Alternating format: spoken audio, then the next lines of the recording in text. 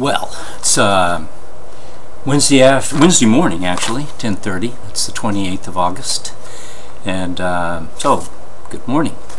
I thought what I'd like to do this morning is take a few minutes and talk about the two articles that are posted in the introduction section.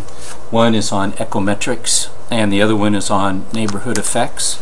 I'm going to do the ecometrics first, and then go to the neighborhood effects. If you've looked at those papers, you'll notice that they're co-authored by Robert Sampson is the co-author with Raudenbush on the ecometrics, and he's the lead author on the neighborhood effects. He's instrumental in the development of this idea about contextual effects on human behavior, at least in more recent times. So anyway, we'll start with ecometrics. It's the more comprehensive paper, and then we'll finish out with the neighborhood effects. The significance of the two papers is, I think, and I have behind me here, the equation that is becoming our equation. If I can figure out how to see this and you see it, y equals xi, individual level, plus wi, which is group level, plus zi, which is our level, the level of context of place and time, and of course the r is the remainder, which is what either we have decided not to include here or things that we've not yet thought of. But the relationship that we're really after in this course to explore is the relationship between the zi and the y. To what extent can we account for the variation in y by looking at the variation in zi?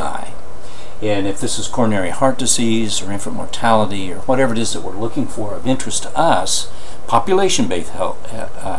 Now remember, we are population health diagnosticians. So that's kind of what we're up to here in this course.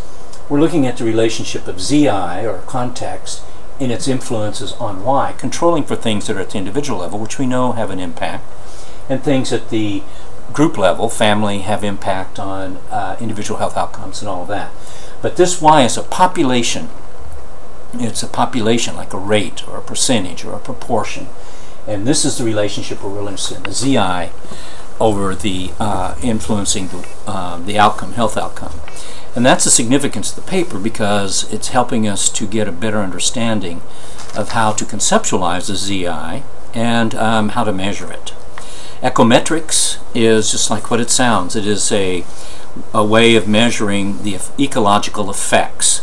You will have, hopefully by now, looked at that PowerPoint presentation that is titled Social Ecology of Health. It's modeled along this same kind of thinking. I did that presentation some time back, maybe 2, 3, 4 years ago. Ecology is much like you would think of ecological niches.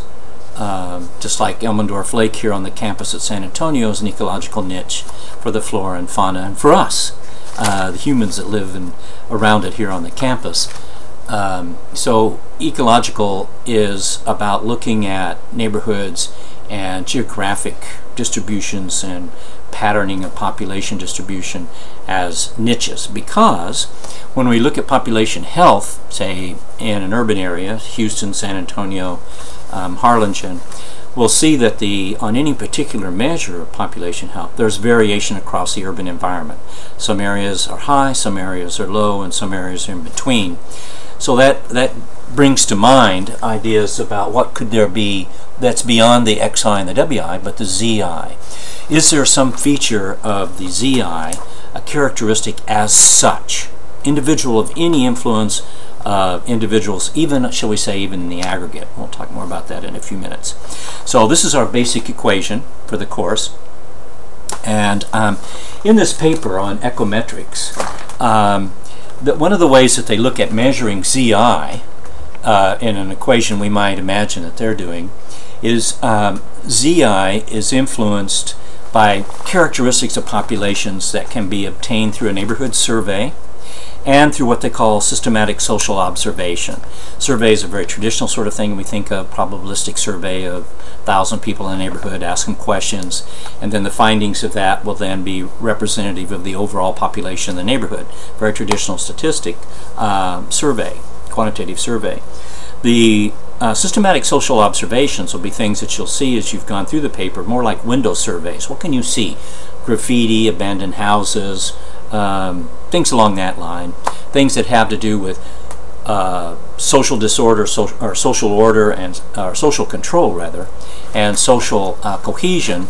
We would expect, if there is a neighborhood of good social cohesion, then people are cooperating with one another, doing associational behavior. There's a social control, not a heavy control, but a mindfulness of children playing in the yard, maybe neighborhood watch groups and that sort of thing.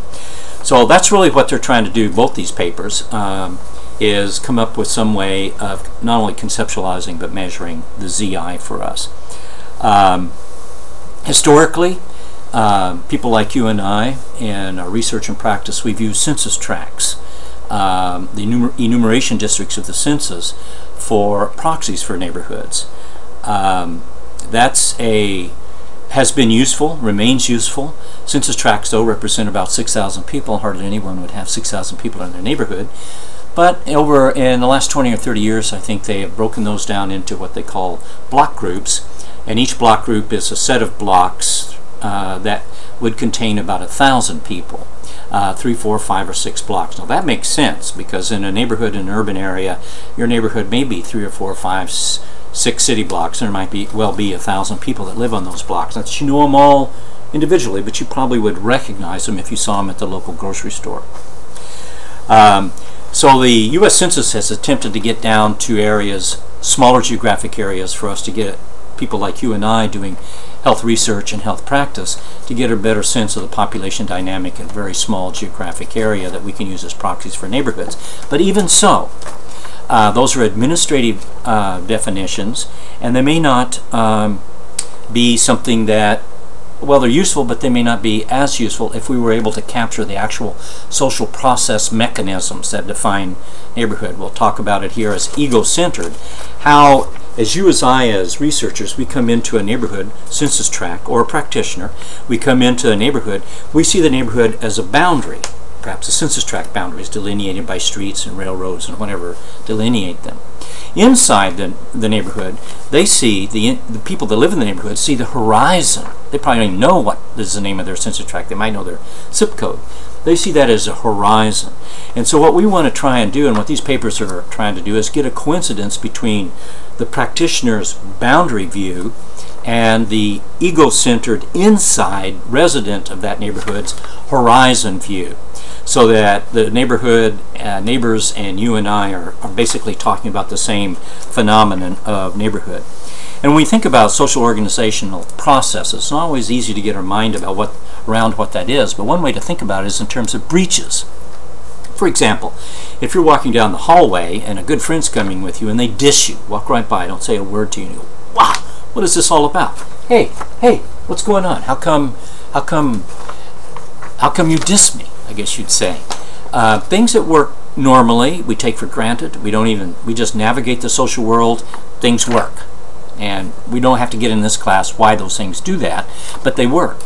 But when something is breached, then it's thrown into relief, and we realize the assumptions of that particular interaction or behavior, and it's called into question. We want to look at it like somebody dissing us. If you think about a neighborhood, think of there's a theory out there that you'll see as you go through this called social disorganization theory.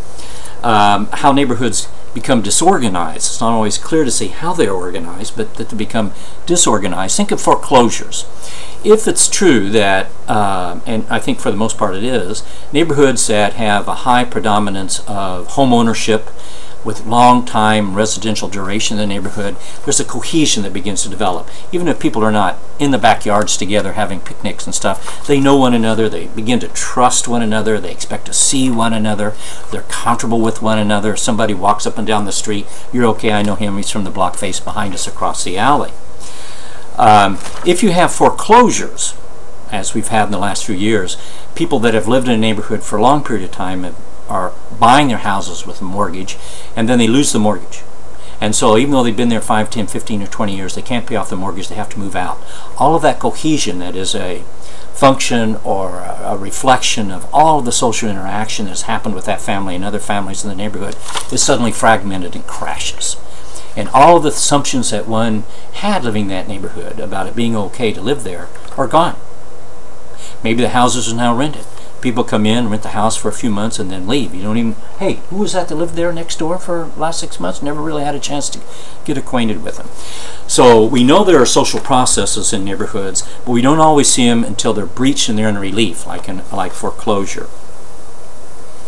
What I like to do as I go through this is just highlight a couple of pages, point you to some pages. Page 2 talks about the issue of assessing how we would call ZI. Beyond just administrative, so take a look at that.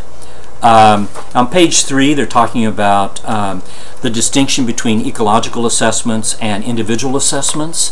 The ecological assessment is a way of beginning to look, it's the ZI, the characteristics of neighborhood as such, independently of any individual. In other words, if somebody were to move into that neighborhood, they would experience that same as suchness of that neighborhood and be influenced by that to some extent. And that's what we're trying to get at here. So you'll see on page 3 they make that conversation in their presentation about properties of ZI. They don't use the ZI, but you get the sense of what we're talking about. Properties of neighborhoods as such. And they make a mention there of something that I talked about in the intro video about atomistic versus ecological fallacies, and you'll see them in one of those PowerPoints. If we do not take into account the ZI, we risk having an atomistic fallacy where the only thing that we're talking about are individual relationships to whatever this is, why somebody has coronary heart disease, as opposed to what in the context of those neighborhoods might be influential. Is there social disorganization here that creates stress? That no matter if you move into that neighborhood and you experience that social disorganization of stress, you yourself may become susceptible to some illness you might not have had if you'd gone into a more socially cohesive neighborhood. So they're cautioning against relying solely on what is known as the atomistic fallacy, and that's a more English-European way of thinking about it, because they have a lot of ZI in the way they look at stuff in their community health over there and population health. We're more individual-based, individualist, if you'll pull ourselves up our own bootstrap. We don't like to think about the WIs and the ZIs. We're individualists. To our detriment. Strengths in that for sure, but to our detriment in issues that we're talking about here. So you'll see that discussion. On page 4, again they're talking about assessing neighborhoods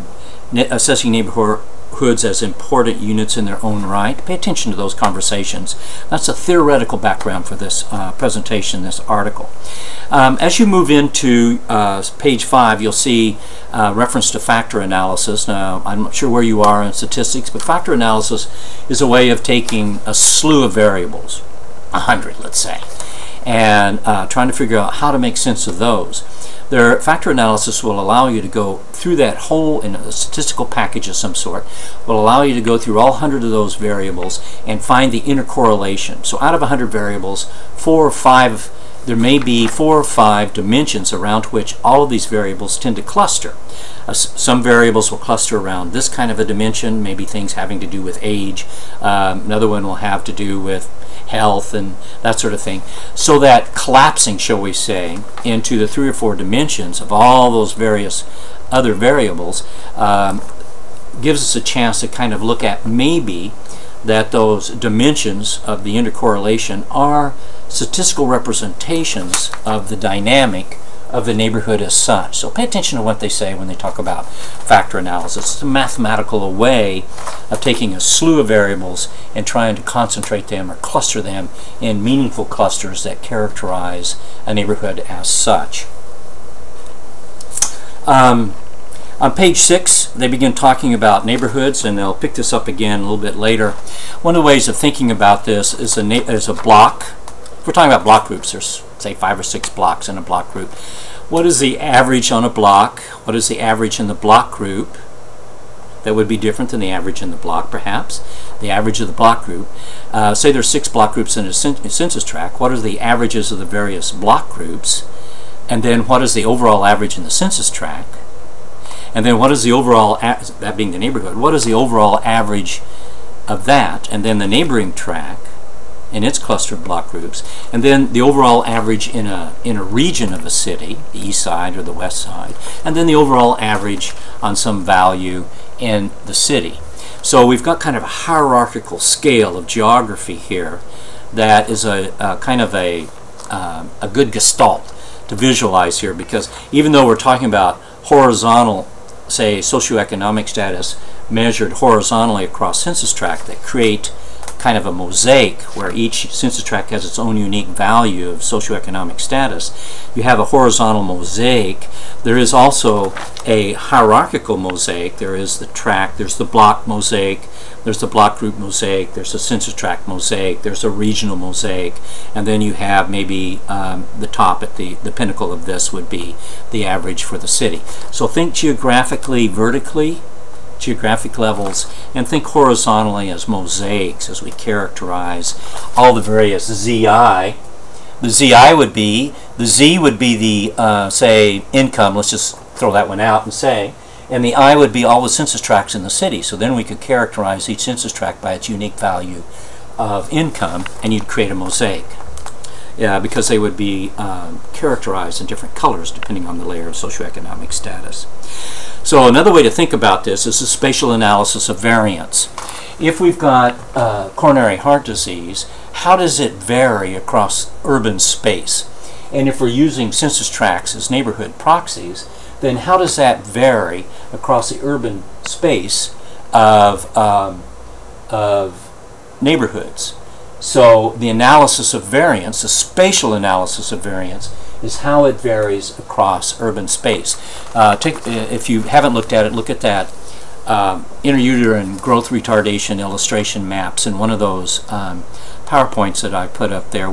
Some students and I did that a few years ago in Houston, and you can see that social disadvantage, which by the way is an index of Robert Sampson, if you look at that social disadvantage, there's obviously a mosaic, horizontal mosaic census tracts, and coincidentally with them is the occurrence of IUGR, where social disadvantage is really disadvantage. There is a higher cluster of IUGR babies. You take a look at that. On page 7, they begin to talk about the ego-defined neighborhood, and there again, I've already sort of alluded to that. How do we take, you as me, practitioners and researchers, we see neighborhood boundaries, and to get into the mindset, listen to the voice, if you will, of the people inside, and see the neighborhood as a horizon. And what are those social processes that constitute that horizon? Administratively, the census tract will do that. But our guess is, and your experience probably is too, and they're saying in these articles, is that neighborhood is not, from the inside looking out, it's not at all defined by boundaries. As we were saying, who knows what the boundaries of your census tract is? Hardly anybody does. You might not even know what the boundary of your zip code is. You just know what it is, but you don't know how geographically it is bounded.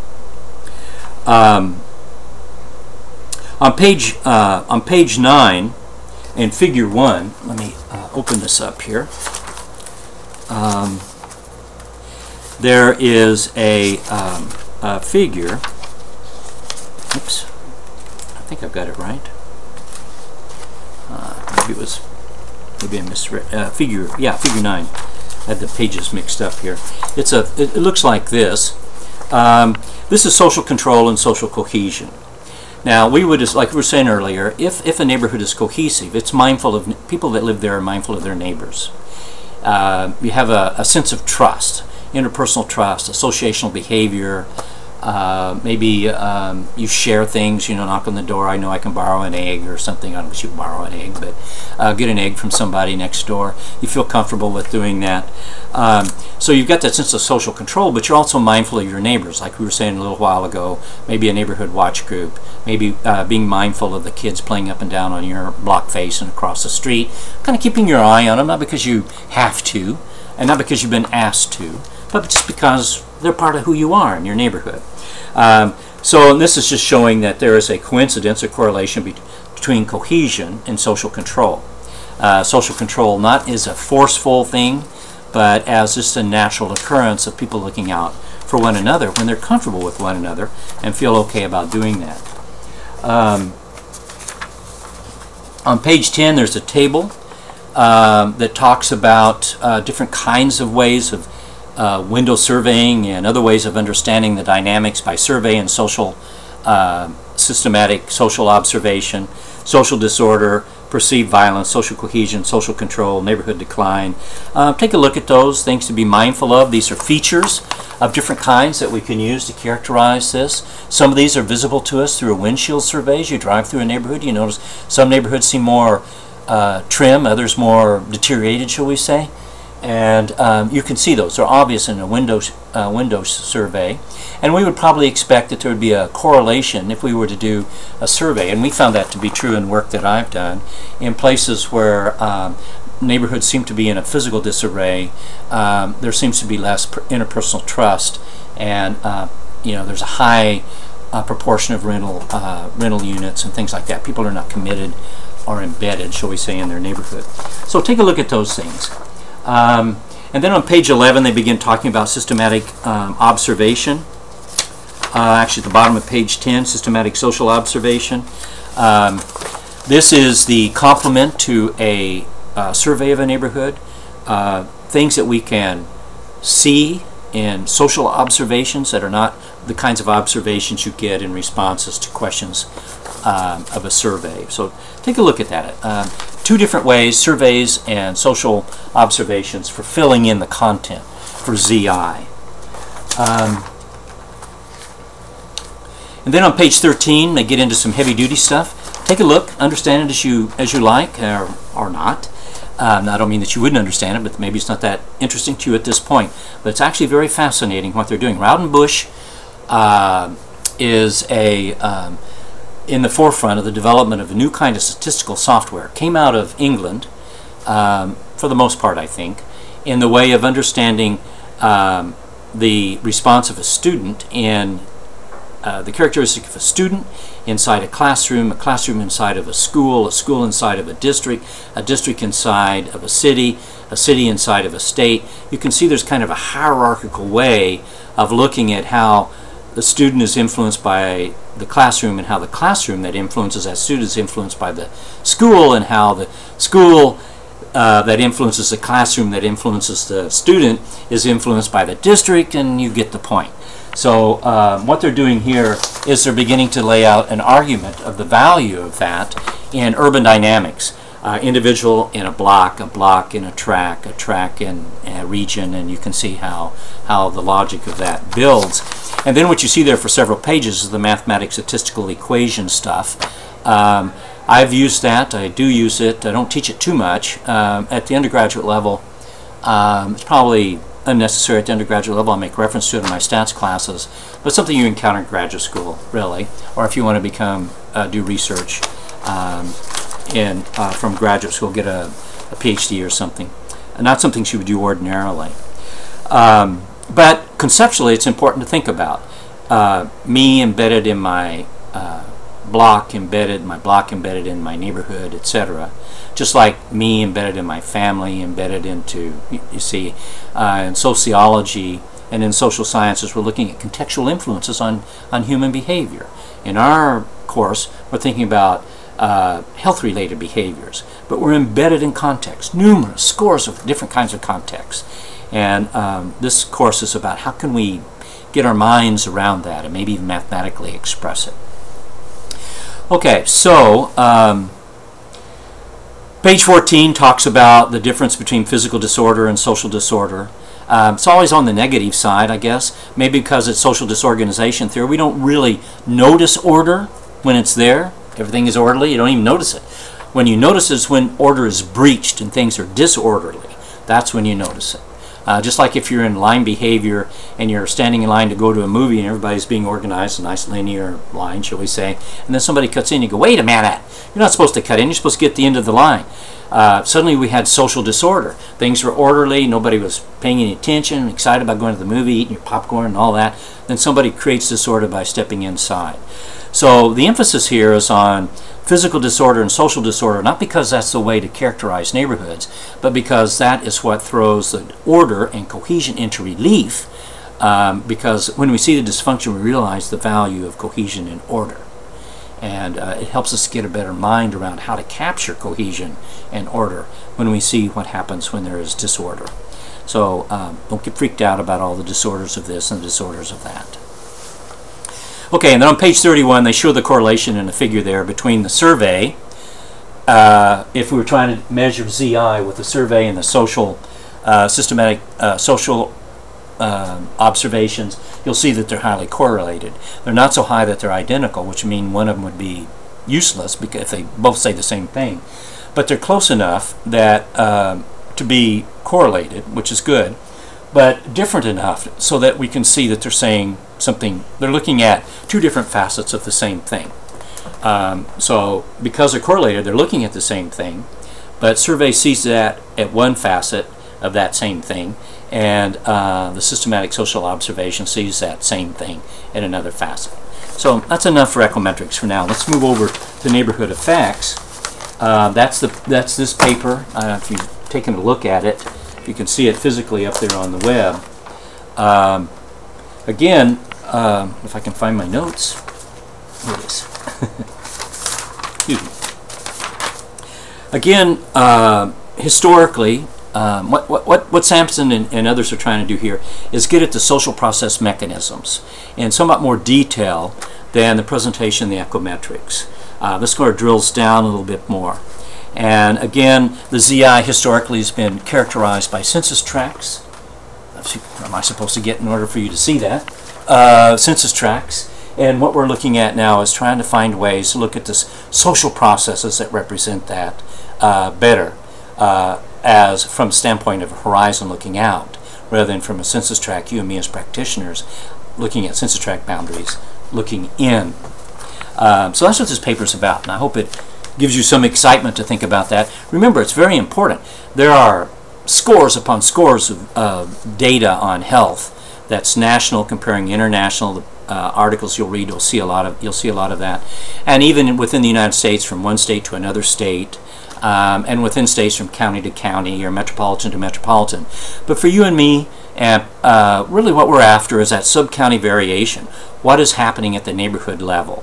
This is where the mental health department intervenes. This is where the client comes in, or the patient comes into the doc from a particular neighborhood, and to the extent that the doc understands something about the social dynamics of the client's background, the better the doc will be able to facilitate following that physician's regimen. Remember that one of the things that's happening now for the medical college admissions test starting in the spring of 2015 is that the MCAT is urging undergraduates who want to go to medical school to understand the social, have a strong grounding, it says, in the rationale for social sciences, and specifically sociology, and in particularly social determinants, contextual influences on health. That's the purpose of this course.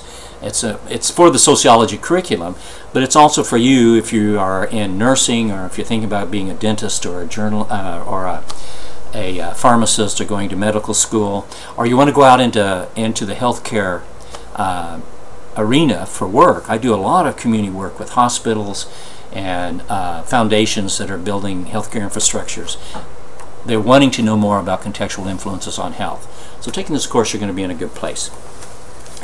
Sub-county variation, that's why we're concerned about that ZI. Not ZI as county. Plenty of data out there, but how to get data at the neighborhood level and understand what neighborhood is so that we can get the data for it, right? So one of the things that we can think about here on page 445 is about boundaries and horizons again. And one of the ways that we want to think about the social processes is phenomenologically. We're not like physical scientists where we have a frog or trees or rocks. We got an object, a physical object in front of us that we can analyze. As social scientists, our objects are invisible, shall we say. How do you see a neighborhood? How do you get the indicators of its presence to appear? We have to think of it as a phenomenon, but as phenomenologists, how do we listen to the voices so we can hear that process appear to us in ways that perhaps we can measure effectively in an equation like this one and get a pretty good prediction of what's going to happen to Y as ZI changes. So in a way, we're phenomenologists in this course, trying to get a good sense of what the intuitive sense the ego-centered, from the inside-out horizon of what that neighborhood is. What are its indicators of its presence? On page 446, there's some issue of evidence of the rationale. Hotspots, crime hotspots. Why are there hotspots? Some years ago, I helped the San Antonio Police Department develop their geographic information systems, the gang unit, for mapping the occurrence of gang-related events by gangs and by types of events, so they could better direct cruisers and by time and day, where they could direct their cruisers to kind of keep that kind of violence down. Hotspots of gang activity. If you look at that IUGR, the IUGR maps on one of those PowerPoint, hotspots of intrauterine growth retardation. Why? Well, we know from the literature, and you'll see it when you read it, that mothers who are stressed, pregnant mothers who are stressed, a lot of their energy is pulled towards themselves and away from the fetus, and the fetus may grow, and it does, as IUGR, full term, but low birth weight. Most low birth weight babies, as you probably know, are not full term, and but IUGR babies are full term but low birth weight nonetheless, and that's that stress that the mother feels in a stressful neighborhood. Okay, so take a look at that. Page 446 talks a little bit about that. 457. I can't read my writing. I don't even know what I say there. But let me go over here to page 457. Hang on for a second. I made these notes just a few minutes ago, and I have to say I don't even know what I said. Oh yes. This is really getting at the disparate but converging measures of neighborhood mechanisms. It's an italicized heading of page 457. New ways that they're beginning to think about these social processes, way of conceptualizing and measuring them, extent of ties of individuals within, how far does their network extend out, and to the out at the perimeters, the boundaries of that, of the networking in the neighborhood. Maybe that is the real neighborhood boundary, not even if it crosses census tract boundaries or doesn't extend as far as the census tract boundaries. What is a social interaction? That's one way of looking at that, and it's got its mathematical characteristics, frequency and extension of it, a number of things we can do. And the other one are norms and collective efficacy. If a neighborhood watch group or a neighborhood meeting occurs, who comes? Who's part of the collective efficaciousness of it? Reaching out from their neighborhood to the urban, to the municipal authorities, we need to improve our sidewalks, we need better lighting. Who plays a part in all of that? And from what part of these blocks do they come from? And do they themselves represent what that neighborhood is, apart from anything we might do with census tracts and all of that? What are the norms? So it's a good place to kind of think and conceptualize what would be the norms that would constitute a ZI or the social ties. Sort of the fabric of the neighborhood. Do we see a fabric of the social interaction that describes that neighborhood much better than the administrative boundaries of census tracts? And there's some more boundaries and discussion on page 470. One last thing I want to say in conclusion here is another way to think about this is as a path analysis. Right now I have it in a traditional format of pluses. Well, we'll leave this as whoops. We'll leave this as a plus. But here we'll make it a path analysis. These are arrows.